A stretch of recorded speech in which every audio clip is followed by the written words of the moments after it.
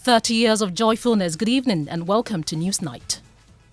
In the next 60 minutes here on Newsnight, significant parts of crashed helicopter recovered, but more is expected as the Ashanti Regional Coordinating Council scrambles to recover full wreckage. Also tonight, as questions mount over Wednesday's tragic helicopter crash, we find out what became of the previous government's 105 million euros contract to procure 6 new helicopters 4 years ago. Mr. Speaker, the Committee of Parliament went to the Czech Republic to satisfy themselves that the manufacturers were capable, the aircraft was good enough, and their report indicates same. We'll also hear from the Speaker of Parliament, who is cautioning members of the public not to be dismissive about spiritual prophecies in the wake of the deadly helicopter crash. It's not all of them who are looking for money. Don't take what they say for granted. If they say act, act. And later, opposition New Patriotic Party withdraws from Tamale Central by-election, citing the need to avoid further polarization of a tragic helicopter crash that claimed the lives of 2 government officials. We'll speak to party executives. And of course, in the business, Energy Ministry rules out disruptions to power supply despite a trouble gas processing plant shutting down for maintenance works from August 16. And in sports, Joy Sports Invitational rescheduled to August 23. You want to stay with us? I will also take your comments on our WhatsApp console 05511119997. My name is Evans Menta. My name is Pelo Furu. We're back after this. Now tonight, Ashanti Regional Minister Dr. Frank Amwakohene has confirmed that significant parts of the military helicopter that crashed last Wednesday, along with other personal belongings, have been retrieved. The Ashanti Regional Coordinating Council had previously appealed to residents to return any items collected from the crash site in exchange for a reward, warning that failure to comply would result in prosecution. Well, in a Facebook post, Dr. Frank Amwakohene said he expects more wreckage to be returned by the public by close of day today. And we'll get an update pretty shortly. Assemblyman, though, for the area, the Brofoyodo area, Matthew Bedu, gave us a following update. What I can say is that I sent pieces of metals back to the authorities, but I do not have the technical expertise to identify the specific parts. What I can confirm, however, is that I sent the items which the authorities have indicated were part of the aircraft. Some of these items included cables and circuit boards. The watch, which has widely been publicized on social media, has also been returned. So far, we have not received any of the money promised by the minister.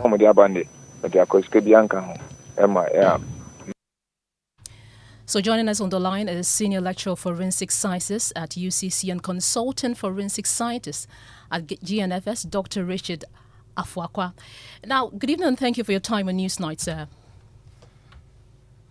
Of course, questions I imagine that the use of cocoa sacks is conveying the remains would have compromised and contaminated the evidence retrieved at the crash site. Where do you stand on this ongoing debate?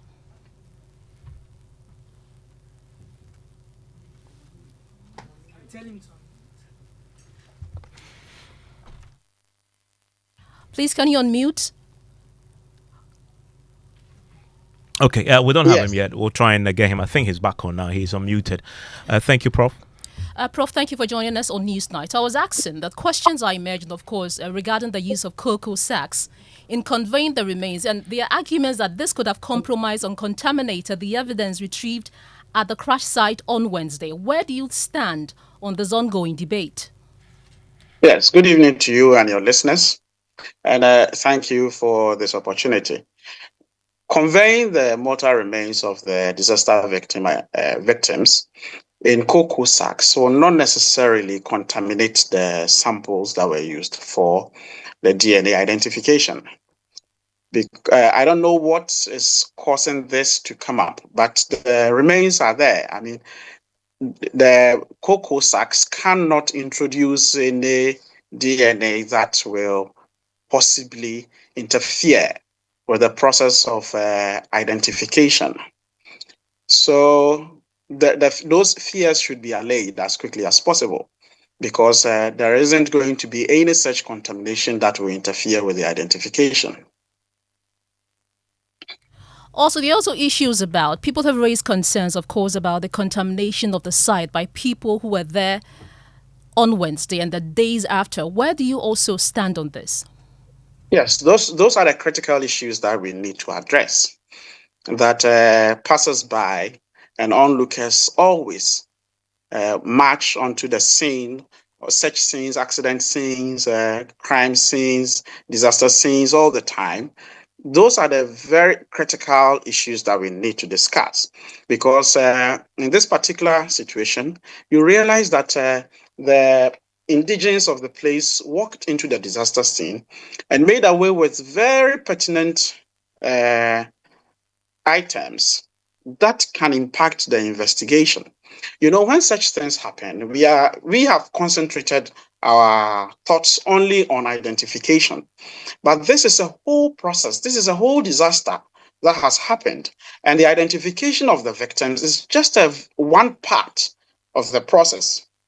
There is going to be the process that will unravel what happened, because we need to understand what happened before the helicopter crashed. And if we are going to do that, we need every piece of evidence at the scene to be able to arrive at a conclusion. So if passers-by or onlookers rush to the scene and make away with pertinent evidence, that is going to disturb the investigation. And that is what we need to discuss. And indeed, some of the items that have been taken away from the scene is going to possibly impact the investigation.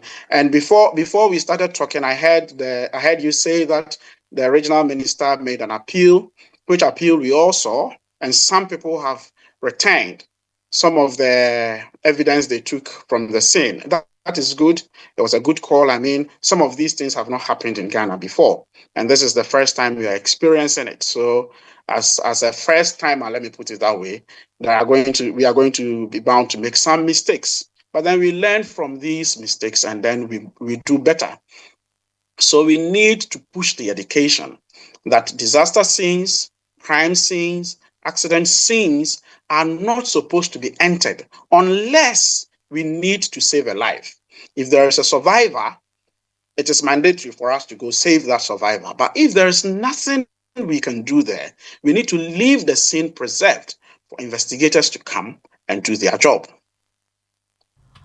Just want to ask briefly, from where you sit, how would we have better handled the situation? Well, we could have done this whole thing. There is a full protocol, an Interpol protocol for handling disasters like this. And I think Ghana being what we are, being very cultural, being very religious, and extremely social, sometimes we miss some of these protocols. But there is a full protocol for managing such disasters. And we could have done that. We could have followed the protocol, set up the various teams. In fact, there should be a coordinator for this whole thing. And then we set out the various teams. For example, there should be the scene team, the team that coordinates all the activities at the scene. There should be the post-mortem team, the team that does the post-mortem activities, like taking the bodies to the mortuary, preserving them with dignity, taking samples from the mortal remains of the victims wherever necessary. And then there should be also, sorry about that, there should be also the anti-mortem team, the team that recovers anti-mortem data or data from families and so on. And then the final team is the reconciliation team, the team that does the reconciliation between the post-mortem analysis and the ante-mortem analysis before we give out the news of possible identification, misidentification, or whatever. I think we missed some of these possible steps, but we need to, be that is as it may, congratulate the government and all the various teams that made sure that we got the results in the shortest possible time. I mean, this brings clarity to the families and it brings clarity to all of us as Ghanaians. But next time any such thing happen, I mean, we are developing, so disasters are bound to happen, and we need to prepare for them. We need, as a matter of urgency, to set up within NADMO such teams so that we can better prepare ourselves and do things more professionally. You've talked about preparation, which is a good thing, but we also do know that the forensic team that went there got there 24 hours after the incident. How early do you think they should have arrived there? Well, the work of the forensic team getting there 24 hours after the incident is not too bad, actually, because the work of the forensic team will come after several other things have been done. For example, after the scene has been protected and preserved, after emergency workers have ensured that if there are survivors, the survivors have been taken away, they've been given the care they need, taken to the hospital. And if there are no survivors, if there are victims who have died, they are left at the scene for the forensic team to arrive there. So the forensic team usually will not be the first responders. The forensic team goes there after the first responders have been there and have taken care of the scene, preserved everything at the scene. And when things are preserved, that is when the forensic team comes in. So it is a process, a step-by-step process. That is why I'm saying that we need to prepare, understand how some of these things are done so that the next time we can get it right. Thank you very much. Dr. Richmond Afuako, and he is a senior lecturer of forensic sciences at the University of Cape Coast and also a consultant forensic scientist at the Ghana National Fire Service.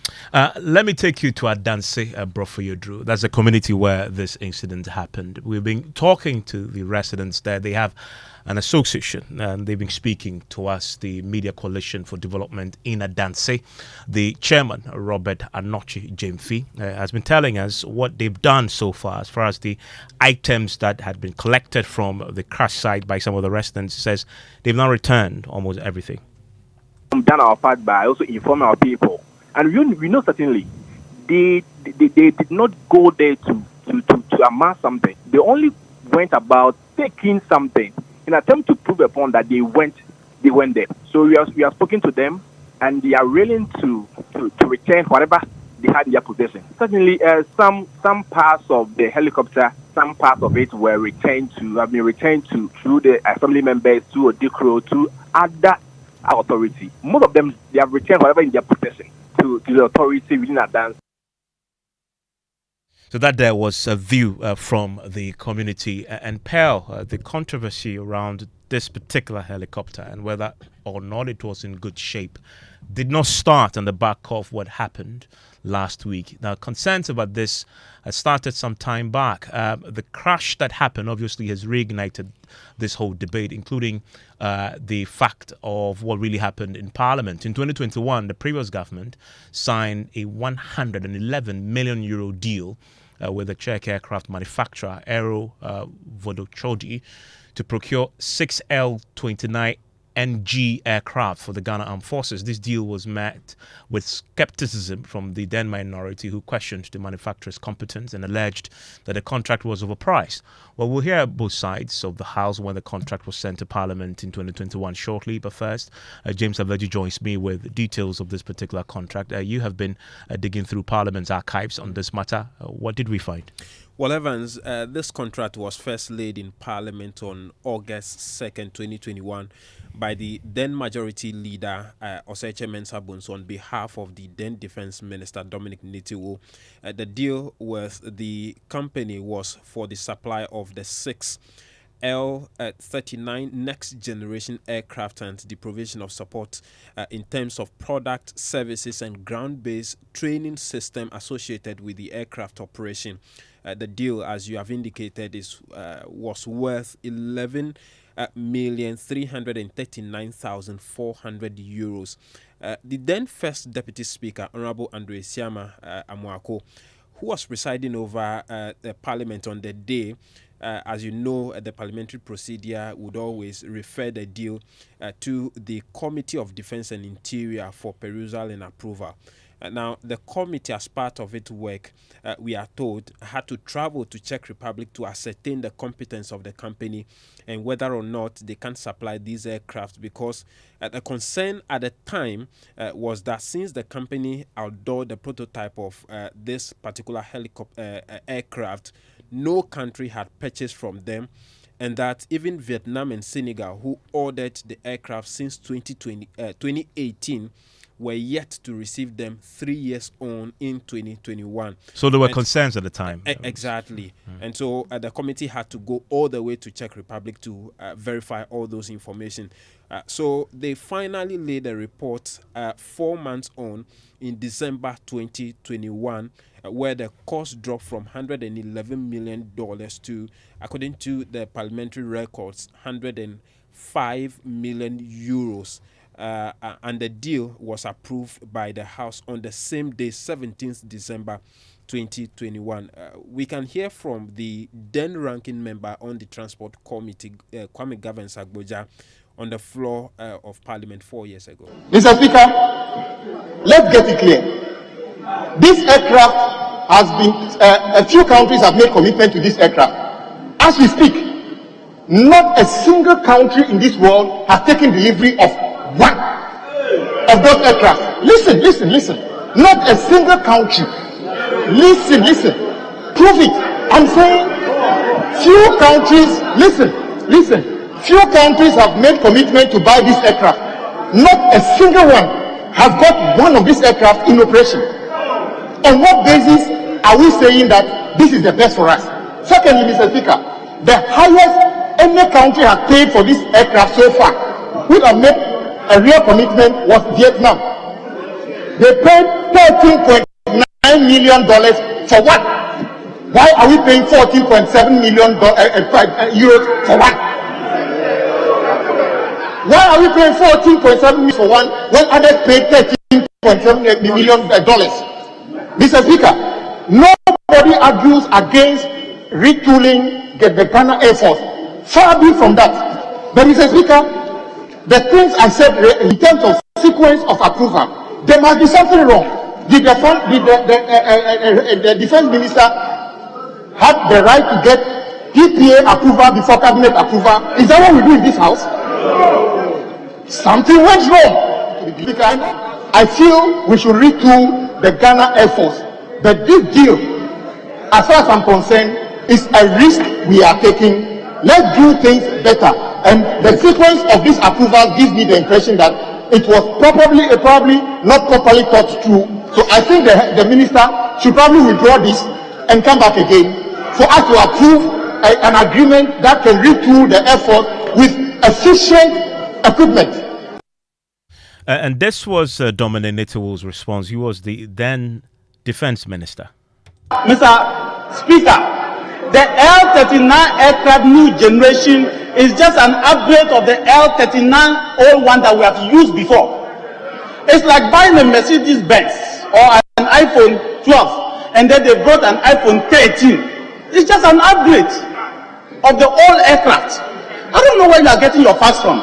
Secondly, Mr. Speaker, let me also state something. That about 50 countries are using the L-39 aircraft. They've not had problems. The new generation aircraft, when you are speaking, I kept quiet. The new generation aircraft, which is an upgrade of the aircraft, has been, Mr. Speaker, ordered by 4 countries: Nigeria, Vietnam, the Czech Republic, Ghana, and Senegal. Well, historically, any attempt, to purchase military aircraft or any equipment had been fraught with some sort of debate and controversy on the floor of Parliament. But in this particular case, the contract was approved by Parliament. So did they really deliver the aircraft? I want to bring in Ernest Nogbe. He's a member of the Defense and Interior Committee who joins us right now. Mr. Nogbe, thank you very much for joining us here on Newsnight, and my condolences to you. You lost one of your members in Parliament, and I'm pretty sure a good comrade of yours too, and many others in this very tragic crash last week Wednesday. But you are a member of the Defense and Interior Committee. Do you know if this particular aircraft in question, the aircraft in question that was the subject of the debate in 2021, yes, Parliament approved that contract, were they delivered? Well, thank you very much, and good evening to your listeners as well. And once again, my condolences to the bereaved family. Yes, as you said, Comrade Mutala was a very good friend. Unfortunately, but life must continue. Yes, it's true. We approved a loan for this aircraft, fighter aircraft. That was in 2021. Parliament approved it, but the aircraft were not delivered as we speak now. That is L-39 new generation. And we were of the view that it was as a result of the debt restructuring, and that is all the more reason why they were not able to procure this aircraft for the military. But that is not to say that nothing was done. We also approved a loan for the police service. They also purchased 3 aircraft from South Africa. And You mean the helicopters, right? The police helicopters that we saw delivered to them? Yes, that was delivered. Yeah. The 1976 helicopters that were delivered. As we speak now, they cannot be used. They're still in the hangar. Why? Do you know why? Because that question came up. Why that one of those helicopters wasn't deployed in search of the Z9 that crashed last week? What happened to it? What happened to the 3? Because they were not fit for purpose. They were not fit for purpose. And 1976 made aircraft. That is a flying offer. They are not fit for purpose, so we cannot use them. But they were recently delivered to the Ghana police. I remember the fanfare surrounding its outdooring and presentation to the police service. Exactly the case, and this is the point I'm making, that this aircraft cannot be used. You can call the police, you can call any expert and ask them. As a member of the committee, I have this first-hand information that the 3 helicopters that were delivered with those fanfare, etc., were 1976 made aircraft. How many years now? That is about 49 years aircraft. They cannot do anything, and that is why they are still on the hangar. So the issue here is that for the 6 fighter aircraft that we approved, the L-39 new generation has not been delivered. And we're made to understand that it was due to the debt restructuring during that period. In the last few years, though, have you had any conversations at the committee level about purchasing helicopters for the military? Yes, definitely. We had a series of conversations and series of meetings, not only the military, to retool all the security services, both the military, the Air Force, the Navy, the police, the fire service, the immigration, and the prison service. So the committee is making frantic efforts to make that recommendation to the government so that we'll be able to reach to our security services. In fact, that is the way to go. When we live in peace and when we are secured in the country, that is the only way we can develop. So there are so many things that is happening around Ghana, around our country. And if care is not taken, if we don't do the needful to retool the security services for them to protect us, one day we will just wake up and then hear unpleasant news. So it's definitely the case to go, and the committee is doing every effort to to suggest same to the authorities that Ernest Nobe, thank you very much. He is a member of the Defence and Interior Committee of Parliament. And Pearl, this controversy is one that we're keeping a close eye on about the disclosure that the 3 helicopters that were purchased for the police service itself are not fit for purpose and able to fly. Because the suggestion last week was, and you pretty much have heard the experts say that the protocol dictates that once the helicopter, the Z9, went off radar, the protocol dictates that they should have dispatched another aircraft in search of it to try and locate it and possibly send in the first responders. That didn't happen. And many were saying, well, you could have called on the police service because they have the brand new set of helicopters. That's just been learning there. Apparently, the helicopters themselves that were bought fairly recently are not fit to fly. Well, this is something that we'll probe further.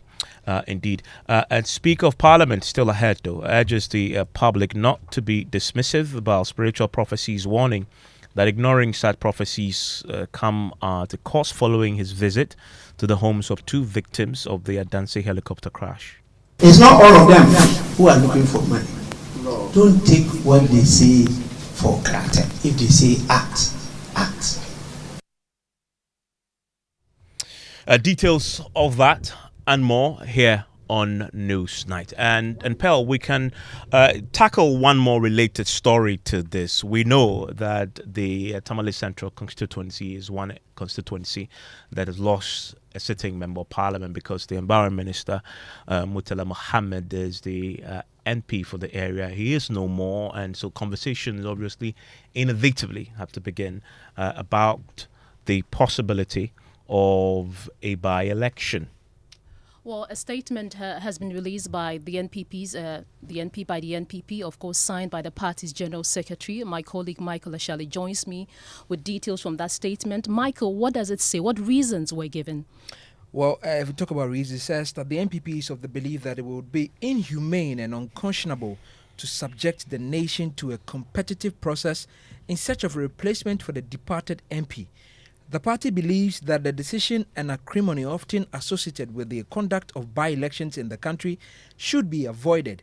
Then he goes on to say that it is the considered view of the party that the greatest tribute that the NPP and the rest of the nation can pay in honor of the departed is not only to win the fight against Galamsey, but also to ensure a smooth and peaceful replacement for the good people of Tamale Central. And after this, it tells us that the National Steering Committee at a meeting held on Monday, which is today, consequently announced that when the Electoral Commission of Ghana opens nominations for the Tamale Central by-election in line with Article 112, Clause 5 of Ghana's Constitution, the party will, in accordance with the national interest, not take part in the contest. Okay. And thankfully, Henry Nanabuache is the NPP national organizer, joins us on the line right now. Henry Nanabuache, thank you for your time here on the Newsnight. Right to say that this decision has been taken out of respect for the departed? Absolutely. I mean, you are right.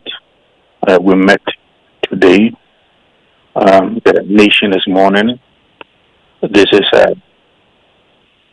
tragic and devastating news for all of us. And as we have put in our statement, the New Patriotic Party is of the view that to subject the people of Tamale Central to such rigorous electionary process will not be fair to the people and then also to our departed friend and brother. So we have decided to stay away from the by-election for a smooth replacement for the Honorable Murtala, who died in the line of duty. And since that decision was based, as you've confirmed, out of respect for the departed, the Akwitia is really not different. Do you expect same from your counterparts in the NDC? That is my expectation, but then we leave it to them. The reason why I say so is Okochia is in the Eastern region. The NDC, they have lost 5 important party dignitaries in the NDP, and we are mourning with them. So for me, you have a stalwart like Honorable Omane Boaman from the Eastern region. I would say that right after a state burial, then we enter into such fierce contest. For me, it will not serve his memory right. I would say that if I were in the NDC, I think that the tension in the country, we can lower it. We can bring it down.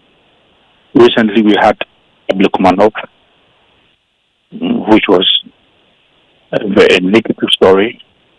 And then we've had this devastating news of this helicopter crash. And after this, we have a by-election ahead of us. I think that, yes, it's their decision to make. For us, we are of the view that we do not think that we need to do the Tamale Central by-election. For the NDC, they've done it before. I recall Bwakwano, when our former MP, Honorable JB Damkwa, died. The state of the primaries, the by-election. So for me, I think there should be a certain period of national cohesion where all of us can come together. There should be that calmness in the country. So if you ask me, it is their decision. But I think that to be fair, that we honor the memories of the departed souls with a period of calmness, not to go into such contest which is going to be fiercely contested. And sometimes it's associated violence and all of that. I think that we can stay away from this. Just a quick question before you go. Of course, you've taken a decision. This is a democracy. What do you think the impact of the decision would be on your base in the region and also those who want to contest? We contacted them.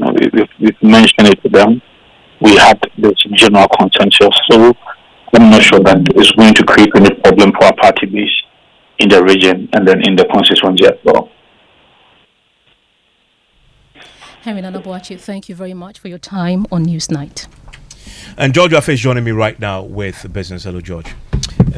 Hi, Evans. And coming up in business, we'll be getting you more details as the Energy Ministry is ruling out disruptions to power supply despite the Atuabo gas processing plant shutting down for maintenance works from August 16. And Absa Bank and United Bank for Africa emerged as institutions with the lowest interest rate for short to long-term loan facility for small businesses in the country. The business news on Newsnight is brought to you by MTN Business. Welcome to the new world of business. Kingdom Books and Stationery, your number one stop shop for all your office essentials, Synthesis tanks and Pepsodent, Herbal and Charcoal. You welcome back to Business on Newsnight. Now, the Energy Ministry has given the firm assurance that there won't be any disruption to power supply from this weekend to the end of this month. Now, this is despite the Atuabo gas processing plant shutting down for scheduled maintenance works from August 16 to 30 this year. There is more in this report.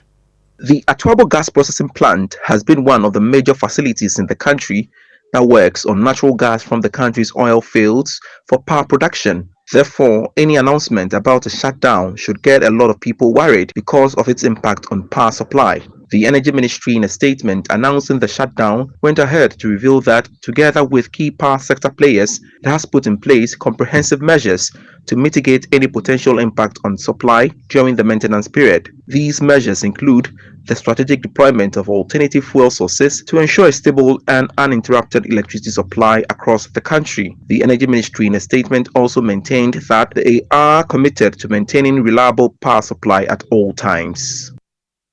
And that is a Business Desk report. Now, the Association of Ghana Industries has maintained that it wants commercial banks to press ahead with their promise of cutting lending rates in the coming days. The Ghana Association of Banks has promised to reduce their lending rates by some drastic margin following the significant drop in the Ghana reference rate last week. Sechuma Kabwa has been speaking to Joy Business. Subsequently, we've had engagement with Bank of Ghana. We've also had engagement with the media. And we've made a point that anytime there is a policy rate drop, there's supposed to be a positive correlation, as my friend John Awuah said. However, in the past, when there's a policy rate drop, we don't see that significant drop. Sometimes it's not even proportionate. And we've expressed a bit of concern over this. So I'm happy that the Bankers Association is mentioning that indeed there's significant drop in the lending rates. So we look forward to see it implemented on the ground. We'll be monitoring it. We'll be talking to our members to see how it's actually reflecting in their day-to-day transactions with the banks.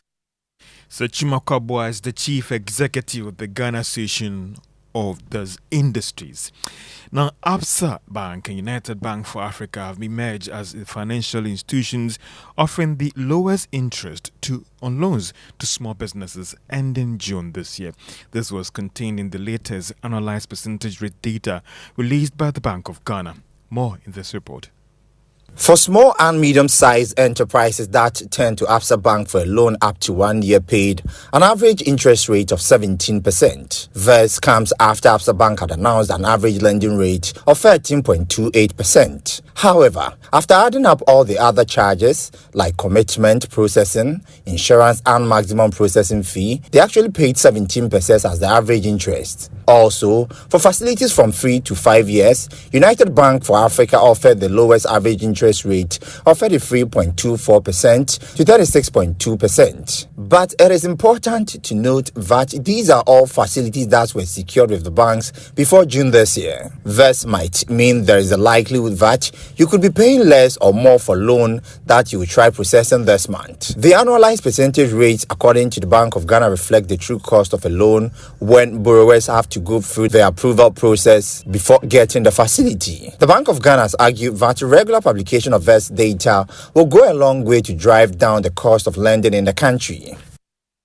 And that is a Business Desk report. Now, a part of efforts to support Ghanaian businesses to gain market access to other parts of the world, the Women Banking Unit of Access Bank is supporting about 40 business managers and entrepreneurs to participate in the Business to Business Forum in Turkey. The engagement has been put together by Access Bank and Latina Tours, dedicated to actually connect Ghanaian entrepreneurs and professionals to their Turkish counterparts. Head of Women's Banking at Access Bank, Rosalind Ako, explains to Joy Business the initiative would open up more opportunities for small and medium-sized enterprises. The initiative is basically to give our customers access to markets. So we know most of our customers have other places that they import their goods from. What we do is to also give our women customers different ways, give them access to direct manufacturers so that they won't be dealing with suppliers or bulk distributors in their negotiations. So this is one thing we do for our SMEs, so it could help them scale up their business. Head of Women's Banking Unit at Access Bank Ghana, Rosalind Ako, speaking to Joy Business in Turkey. To the stock market, if you are a shareholder of MTN Ghana, the value of its share that you are holding right now went up by 2 pesos to close at 3 Ghana cedis, 95 pesos. That of EcoBank Ghana also was up by 10 pesos and is now worth 8 Ghana cedis, 91 pesos. If you had invested on the Ghana Stock Exchange as a whole, you made a return of more than 50%. Now, that is quite better than what you'll be getting or what you get on treasury bills and other investment assets on the market currently. And that's all for business on News Night. Back to you, Pearl. Thank you very much. We can now move on to some other stories. And the Speaker of Parliament, Alban Badbin, has waded into the controversy surrounding the pronouncement of prophecies by some clergymen in the country, urging the public not to be dismissive about spiritual prophecies. Now, speaking during the visit to the house of the late acting Deputy National Security Coordinator, Alhaji Muniru Mohammed, he warned that disregarding such spiritual voices could be dangerous. Have a listen. The imams, the pastors, the reverends, we should listen to them. It's not all of them who are looking for money. Don't take what they say for granted. If they say act, act. I listen to all. I myself have been threatened many times. And I listen to the prophecies. I don't take them sleeping. Because that's their area. I can't say somebody who is not in parliament would know parliamentary work more than me. And so I don't know about the spiritual world more than those who are taking it as a career. And so all these things work for good. We should not ignore them. Please, once again, let us, in this grief, not forget about the power of the Almighty God. All works for our good. And we'll continue to thank Him for giving us these precious lives, for the service they rendered to us. And we pray that He finds a good place in Jannah for them to stay until we meet again.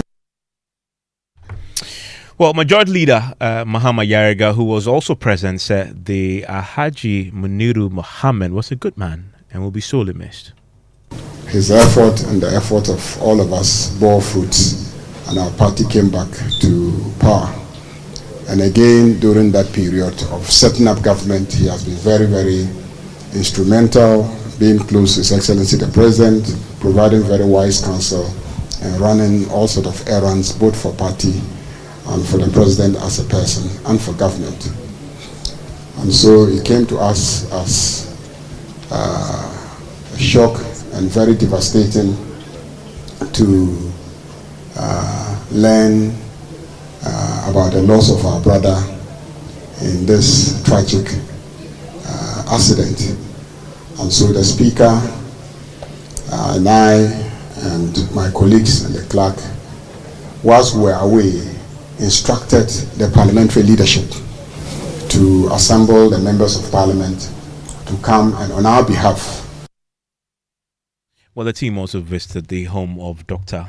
Omane Boama, the late defense minister, to commiserate with his family. Daniel Cranton is here with sports. Thanks, Evans. And the Multimedia Group has announced August 23 as a new date for this year's Joy Sports Invitational Tournament. Originally scheduled for August 9, the tournament was postponed in respectful observance of the national mood after the tragic helicopter crash that occurred last Wednesday. With the 3 days of national mourning over and the memorial services set to be concluded this week, Joy Sports has resumed preparations for the event. All 48 organizations who signed up for the tournament will be at the University of Ghana Stadium, have been informed of the new date. So other stories, and Ghana's 100-meter record holder Abdul Rashid Saminu will line up against the world's fastest man this year, Kishim Thompson, and South African sprint icon Akani Simbine at the Hungarian Grand Prix tomorrow. It will be Saminu's first competition of the European circuit, having ended the collegiate season with the NCAA championships back in June. The 27-year-old had a breakout season this year where he broke the national record twice, first with 9.86 seconds, clocking it in May, and then lowering down to 9.84 seconds just a few weeks later. That's all for sports. Back to you, Evans. And thank you very much, Daniel Cranting. And we shall go now to the Ashanti region. Well, Evans, some sad news coming from that region, and the Asante Queen Otumfuo Osei II has announced preparation for the one-week observation of the late Asante Hima Nanakunedu Yadom III, scheduled for Thursday, August 21, 2025. Well, this follows the official announcement of her death, which occurred on Thursday, August the 7th. Chiefs across Asante land have been trooping to the Asante Hima's palace in Kumasi to pay homage to the Otumfuo. We'll cross over to Kumasi soon for the latest, but first, here's Asante Queen Otumfuo Osei II announcing the death of the Queen Mother.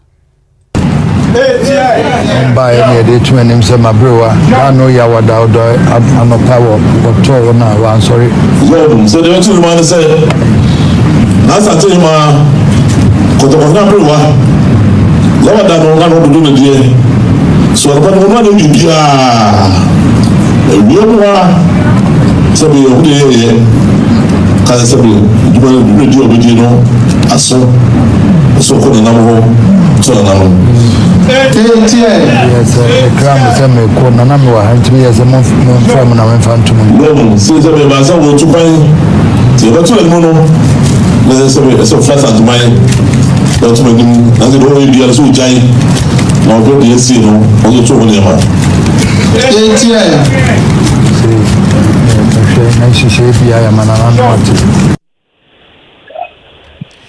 You have the Asante Queen Otumfuo Osei II speaking through an interpreter. Evans. Let's bring in the Wachi Yadom, a report on the ground for us. And this must be a pretty sad day for Asante man. Nana, what has been the reaction in the capital? Well, Evans, a very pretty sad day, just as he said, and another day adding up to history as the Asante announced the passing of his biological sister, the Queen Mother, Nanakunedu Yadom, the third.